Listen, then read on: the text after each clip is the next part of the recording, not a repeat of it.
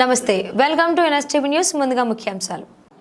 జగిత్యాల జిల్లా మెట్పల్లి పట్టణంలో నేడు మున్సిపల్ కమిషనర్ టి మోహన్ ఆదేశాలతో హైవే రోడ్లపై ఆక్రమణ చేసిన అరటిపళ్ళు, బండ్లు, కర్బూజా బండ్లపై మున్సిపల్ అధికారులు తనిఖీలు నిర్వహించారు.